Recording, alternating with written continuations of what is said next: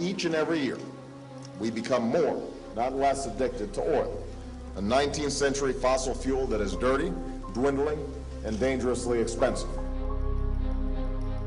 Most Americans don't know is that for the last 7 years, Canada has been the #1 supplier of oil to the United States. We've replaced Saudi Arabia. We are the new Saudi Arabia.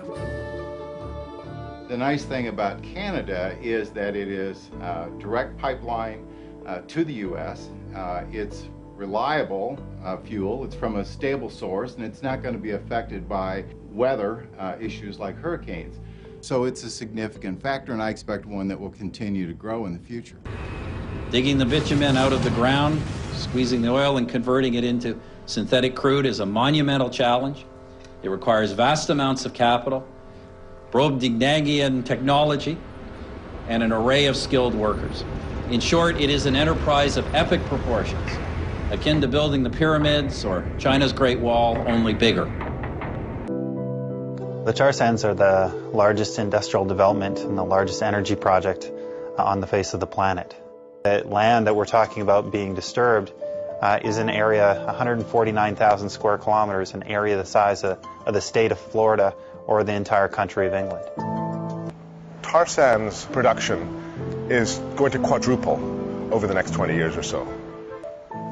The tar sands are a very interesting example of end-to-end environmental degradation, whether it be excess use of water, whether it be toxic sludge that's out there affecting ecosystems, or whether it be greenhouse gas emissions. $120 billion has been invested in tar sands development over the last 12 years. The Canadian reserves hold up to 173 billion barrels of recoverable crude oil, second only to Saudi Arabia. Tar sands production uses enough natural gas to heat 3 million homes and spews out as much greenhouse gas in a day as 1.34 million cars. There's nowhere else on Earth where we're talking about destroying an area the size of Florida.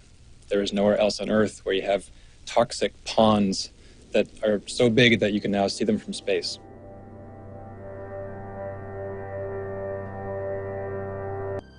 What we are doing is probably the greatest form of moral carelessness you can find on the planet at the moment.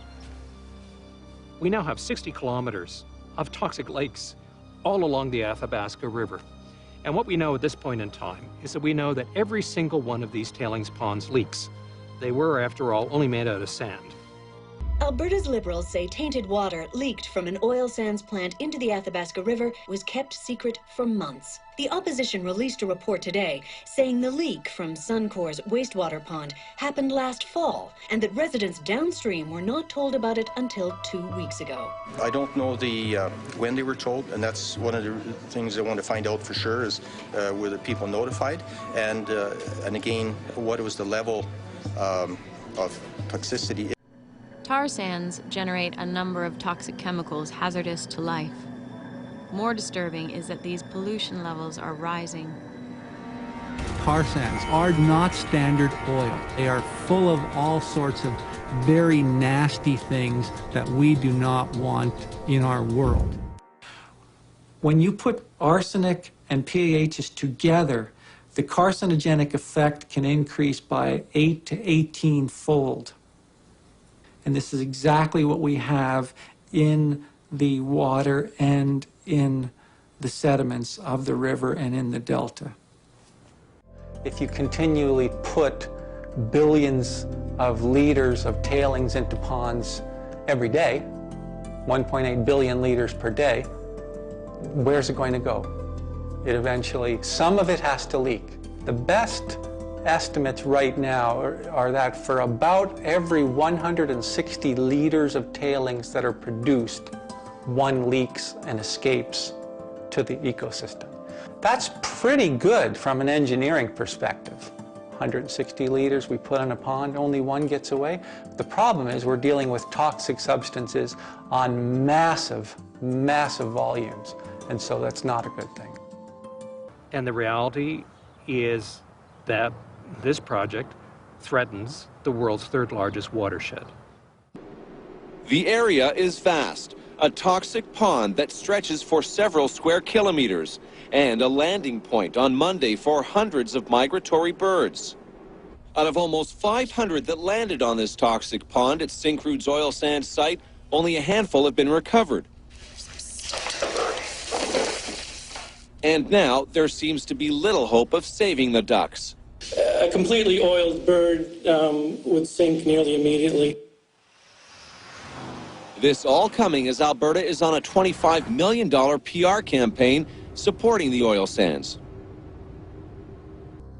You're seeing a string of waterfowl and other birds dying on these tailings ponds all the time. Fish and Wildlife have reported that animals as big as moose drink from these tailings ponds, so you know you're definitely not keeping the wildlife in those surrounding areas safe.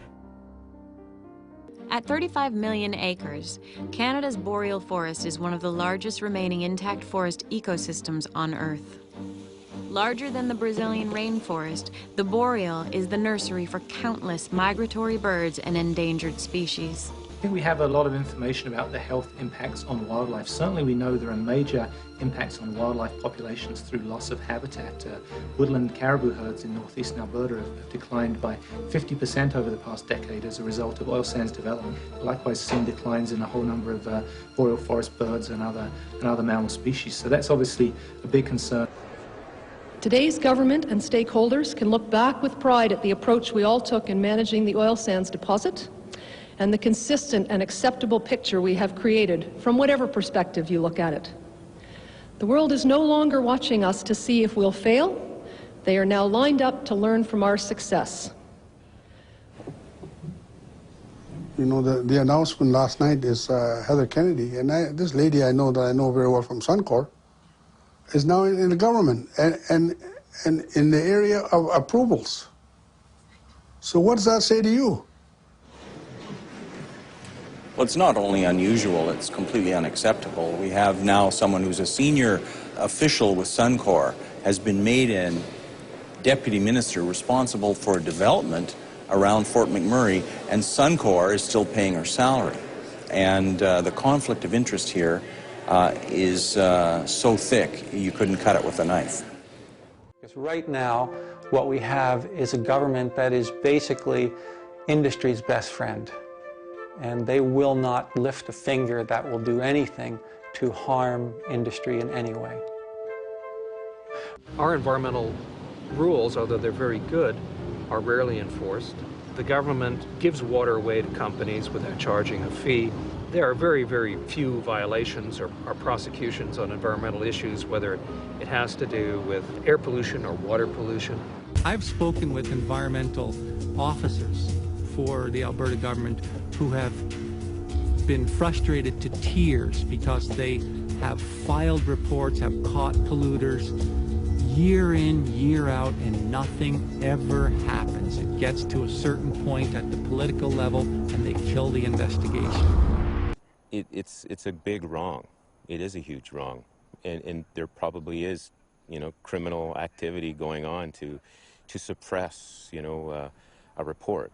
If it happens and nobody sees it, it's like the tree falling in the forest. Does anybody hear? Does anybody care? We've got protocols in place. Premier just signed a protocol as late as The Environment Minister of Alberta, Rob Renner, even recently stated in the legislature that it is not the job of Alberta Environment to act as an advocate for the environment. And that's a stunning statement. The government has devolved its responsibilities towards monitoring what's happening there to a privately controlled consortium.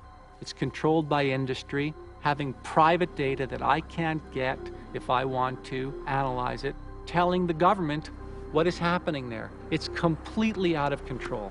The big winner in all this is the federal government. The federal government stands to make more than $70 billion from oil sands taxes by 2020. In contrast, the Alberta government will be pulling in something like $40 billion. So Alberta is essentially a petrostate. It behaves like a petrostate. It operates like a petrostate in the sense that it's all about oil and gas production. And just about any other values are being sacrificed. From all our perspectives, what we should be doing is putting people first and realizing that the price of this absolute unabated development that's going on, not just in the tar sands but all over the world, is perhaps getting to be too big a price to pay. A lot of the dirty energy economy is not just subsidized by hidden tax benefits, by access to public lands for free. It is subsidy by people's lungs and by their own bodies when the water and air that they depend on become the dumping grounds for private interest. What this really has to do with is big people picking on small people and assuming they can get away with it. It is bullying at the worst level, and it puts people who cannot protect themselves in harm's way. And that is maddening. All of this destruction is really by popular demand. And I'm part of that demand. We're at a real crossroads within the United States and within the world on getting the energy economy right. Decisions are being made today that will make that happen or commit us to perpetual decline and more filth, more and more disease, and less choice. But the Americans, by asking this really important question, well, do we really want to run on dirty oil? And how long do we want to run on dirty oil for? Might actually force us to clean up things.